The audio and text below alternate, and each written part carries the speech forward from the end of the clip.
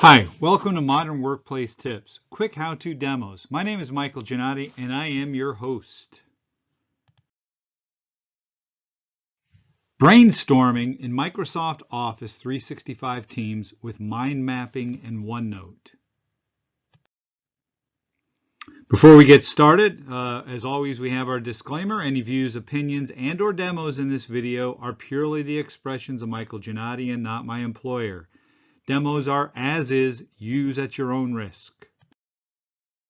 All right, so today's demonstration comes to us from a question I received in email, and it was one of actually several. I had a range of questions that came from a client, and in this particular instance, they asked, how can we use Teams to handle team brainstorming?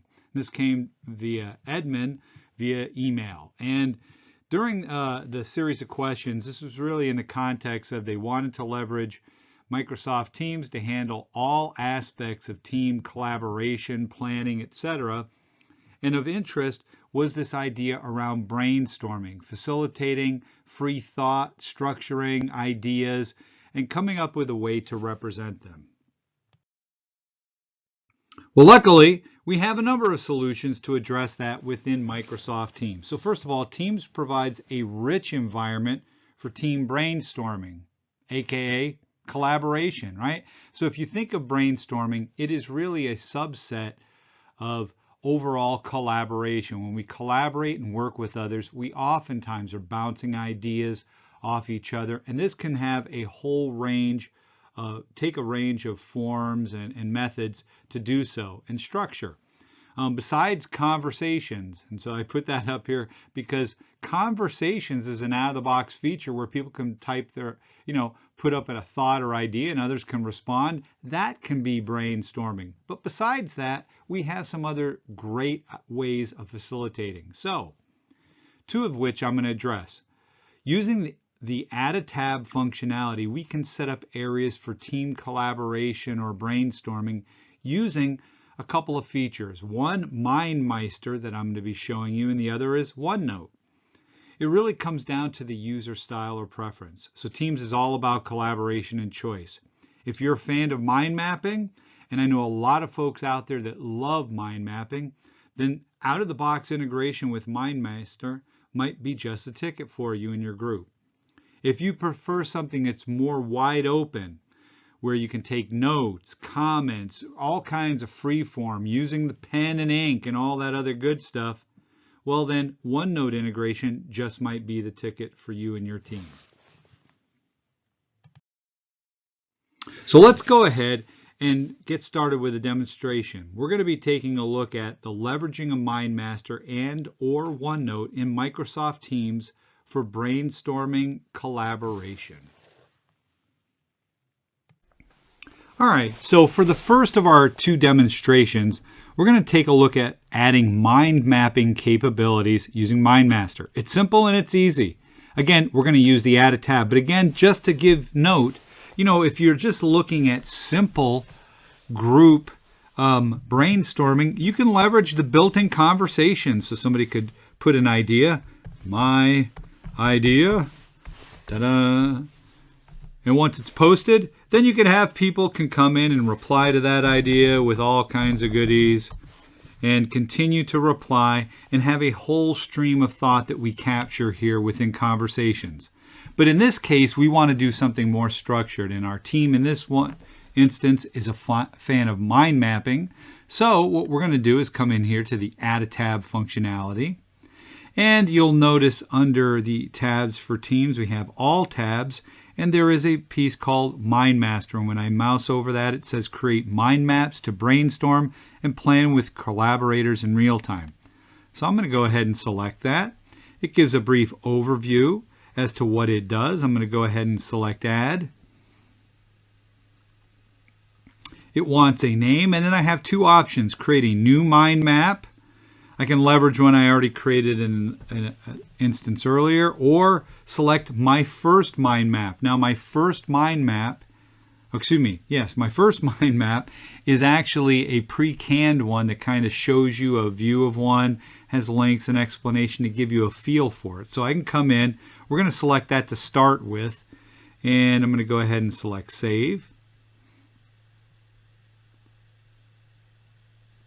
And it's going to render. There we go. So here you can see, here's this example, and we can actually scroll around by dragging, and you can see here we have, it says my first mind map. This is me.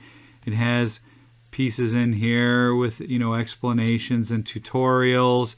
We can edit this if we wanted, right? We can change the font size, the color, etc. We can add little things and prioritize different things around that. We can add custom images, video.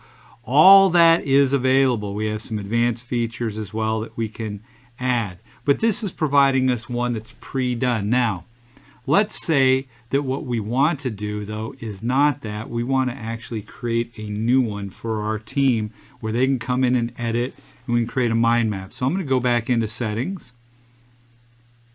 And now I'm going to say create a new mind map, and we'll call this my Mike's Demo Mind Map. There we go. Helps if I've added the M there. Thank goodness for spell check. I'm going to go ahead and select Save, and now you'll see it's going to render out a blank one for my team. Now folks can come in, now showing new mind map, so we can come in. I could change the title there if I want. I can go ahead, right click and add a topic, and we can say this is first topic. And again, we can do things like add little icons, and we have a whole range of them that we can pull from if desired. We can change the font, the size, the color, all kinds of goodies there. All right. We can also, again, come in and maybe we want to go ahead and we added that. We could add a floating topic now and blah, blah, blah. It's not connected. But all the goodies that you would expect to do in Mind Map are available. It's a baseline tool. You'll notice if I come over here and select, it says I'm using the basic edition. If we wanted to subscribe and pay the service, we could go up to a more advanced edition. But we have a great tool here for doing basic mind mapping. All right, so our team has decided, you know, this is great having mind mapping, but they want a more open environment where people can do a whole range of brainstorming activities, including drawing, etc. So we're going to come up here and we're going to select OneNote. And OneNote, you know, this could be my team brainstorm notes. We just give it a name. We click Save. It's going to go ahead and set that up for us. And the beauty of that is now here we are looking at the web, and just like as long as we were connected to the internet, we had MindMaster capability. Here, this is pulling a web view of that. So I can come in. I have insertions I can do. You know, we can go ahead and elect to draw using tools here. We can even print it. But what I want to do is I'm going to open it up in OneNote, the tool itself. And why am I going to do that? Well, we're going to go ahead, let that open, and I am going to resize this to the window that we're using. In this case, There we go. So once I have that, the beauty of this is it's going to let me go ahead and create notes. We can create pages and all that.